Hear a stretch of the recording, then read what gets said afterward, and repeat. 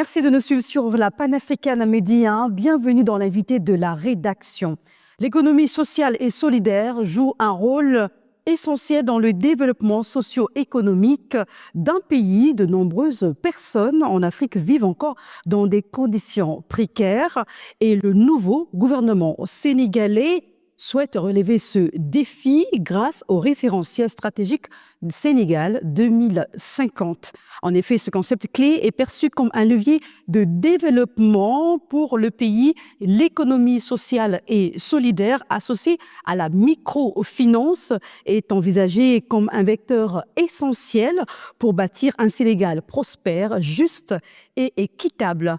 Et pour en parler, nous recevons en exclusivité le ministre sénégalais de la microfinance et de l'économie sociale et solidaire, Dr Alioune John. Merci d'avoir accepté notre invitation. Merci Madame Boukaka. C'est un plaisir de venir répondre à votre invitation. Merci. C'est nous. Monsieur le ministre, que représente concrètement l'économie sociale et solidaire? L'économie sociale et solidaire représente la dimension économique la plus importante dans la mesure où c'est à ce niveau qu'on peut avoir l'essentiel de la population, notamment les acteurs de la création de richesses, pour promouvoir une économie endogène. Si l'on considère le fait que l'économie sociale solidaire est composée de 3 dimensions, à savoir la dimension production solidaire qui cadre beaucoup avec nos valeurs et nos cultures dans l'Afrique traditionnelle.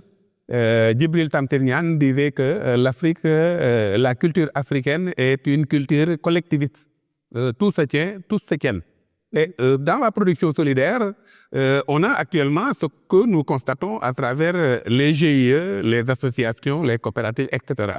Et l'essentiel même des activités de notre économie, que nous appelons souvent l'économie informelle, et qui d'ailleurs est considérée comme l'économie populaire dans la loi d'économie sociale et solidaire du Sénégal, sont à ce niveau. Et l'autre dimension, c'est la dimension mutualisation ou les mutualités. C'est à ce niveau qu'on peut également lutter contre les déperditions qu'on peut avoir dans le système de production, mais également c'est à ce niveau qu'on peut être résilient. Parce que quand on mutualise les ressources, que ce soit humaines, que ce soit matérielles ou financières, on a plus de chances d'être compétitif ou compétitif si on parle des organisations. Et ça également c'est extrêmement important. Et enfin, ce qu'on appelle l'économie sociale. L'économie sociale, c'est la dimension économique qui permet de subvenir aux besoins, mais également de faire face aux nombreuses contraintes liées à la mondialisation. Si je prends l'exemple de la vulnérabilité ou de la pauvreté, contrairement à l'action sociale, l'économie sociale est une économie qui consiste à regrouper des personnes qui sont dans une certaine vulnérabilité ou en tout cas qui sont dans une hypothèse de subir des chocs et de les promouvoir en leur octroyant des moyens pour pouvoir mener des activités économiques et faire face aux conditions sociales qui peuvent être difficiles. Justement, en 2023, Dakar a accueilli pour la première fois en Afrique le Forum mondial de l'économie sociale et solidaire, réunissant entre 4500 et 5000 participants internationaux. Monsieur le ministre, pourriez-vous nous faire un état des lieux actuel de l'économie sociale et solidaire au Sénégal? Voilà, en fait, le Forum de Dakar a été un moment extrêmement important dans la mesure où il a permis d'asseoir 4 facteurs, disons 4 aspects extrêmement importants. Le premier, c'est la politique d'économie sociale et solidaire, une politique nationale qui commence à se faire sentir.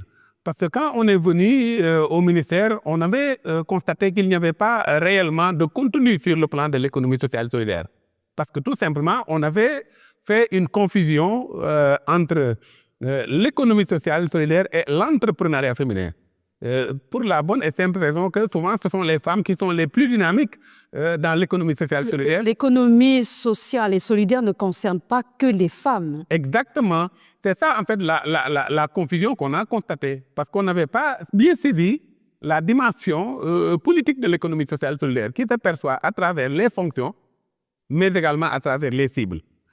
Dans les fonctions, je l'ai dit, c'est la production solidaire. Dès l'instant qu'il y a des mécanismes structurés, organisés, qui vont dans le sens de la production solidaire, on est dans la première dimension de l'économie sociale et solidaire.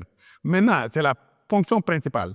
Par contre, dès l'instant qu'on s'adresse aux cibles de l'économie sociale et solidaire, là, on peut trouver les cibles dans les autres secteurs. Par exemple, l'artisanat, la pêche, l'agriculture, le commerce, etc. Et c'est à ce niveau maintenant qu'il y avait des manquements sur le plan de la politique publique. Parce qu'on avait ignoré les secteurs de l'artisanat, de la pêche, de l'agriculture, etc. Et là, on a des organisations d'économie sociale et solidaire dans ces secteurs, la pêche, l'artisanat, etc. Mais les autorités qui étaient là n'avaient pas bien compris cette dimension. Et vous êtes en train de relever le défi actuellement. C'est ça que nous sommes en train de relever. C'est la raison pour laquelle on a signé des conventions avec la quasi-totalité des ministères, des secteurs. Je donne un exemple. La dimension économie sociale. Là, par exemple, on envisage de mener 3 projets au niveau des ministères des Forces armées pour vous dire comment on avait ignoré ce secteur. Ce qui n'est pas de l'action sociale, comme je l'ai dit tantôt. On va mettre en place un projet à l'endroit des jeunes militaires qui ont été démobilisés. C'est-à-dire les jeunes qui n'ont pas été engagés à l'issue de leur formation. On va également mettre en œuvre des projets à l'endroit des femmes veuves. Ce sont des personnes qui ont vu leur mari, qui a servi sous les drapeaux, et par conséquent, l'État leur doit reconnaissance. Et on a prévu des projets à ce niveau. C'est également des militaires invalides. En train de dire, permettez-moi de passer quand même à une autre question aussi importante.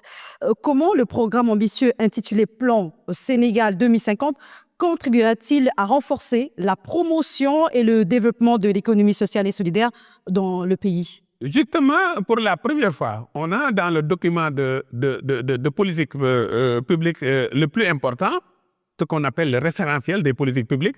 Pour la première fois, on a de manière claire identifié ce qui est prévu dans le secteur de l'économie sociale et solidaire, avec un objectif stratégique 3-6 et assorti de 3 effets.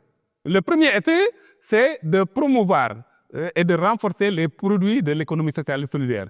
Le deuxième, c'est de faire de telle sorte que les entreprises d'économie sociale et solidaire, à travers les biens et services, puissent contribuer au développement des pôles. Et le troisième effet, c'est comment maintenant promouvoir l'innovation sociale. Et dans l'innovation sociale, c'est l'exemple que je vous ai donné tantôt avec les militaires, mais également avec l'éducation, les universités. Je donne un exemple.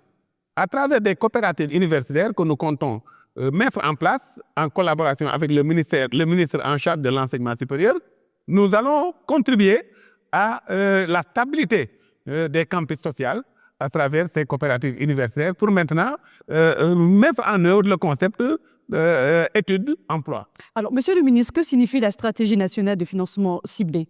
La stratégie de financement national de financement ciblé, c'est l'innovation majeure que nous avons apportée.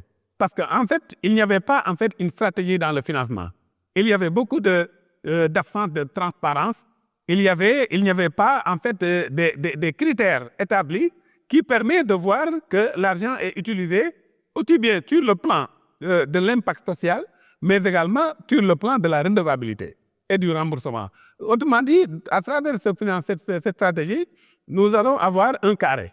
Les 4 carrés, c'est d'abord, on va identifier et cibler le premier angle. Ensuite, on va former, coacher et financer. Deuxième angle. Et enfin, on va produire et rembourser. Enfin, on va mettre en réseau et pérenniser. Voilà les 4 dimensions, le carré de la stratégie de financement ciblé. Ça n'existait pas. Et ça nous a permis de voir en moyenne quel est le temps nécessaire pour réaliser une bonne méthodologie de financement. En moyenne, on a pu voir à travers Bambey, où on a expérimenté ce modèle, qu'en l'espace de 2 mois, on peut avoir des financements qui vont avoir un impact social et économique, mais également qui vont permettre aux actrices et aux acteurs de pouvoir rembourser. Très intéressant. Alors, actualité politique toujours, le maire de Dakar, Barthélémy Diaz, radié de l'Assemblée nationale, suite à sa condamnation définitive, son mandat de conseiller municipal perdu. Aussi, partagez-vous l'avis de ceux-là qui y voient des décisions politiques? il n'y a aucune décision politique sur le cas Barthélémy Diaz. Barthélémy a, adopté une attitude qui, en réalité, la cause n'émane pas en réalité du PASTEF, du parti au pouvoir, ni du président de la République ou du Premier ministre. Parce qu'en réalité, l'article L29 qu'on devrait amender à l'époque, c'est le président Ousmane Sonko, le président du parti PASTEF, qui avait demandé d'amender cet article. C'est une décision qui a été prise à tout le magistère du président Macky Sall. Et les textes sont toujours là. Donc, ce sont des textes qui vont, comme on dit, la loi est dure, mais la loi doit s'appliquer. Merci beaucoup, Monsieur le ministre. Vous nous avez donné beaucoup d'informations. Merci pour toutes ces précisions. C'est moi qui vous remercie, Madame Boukaka, avec beaucoup de plaisir. Je rappelle que nous avons reçu sur ce plateau Dr Alioune Dione, ministre de la microfinance et de l'économie sociale et solidaire. Merci de nous avoir suivis. On se retrouve très bientôt sur La Panafricaine.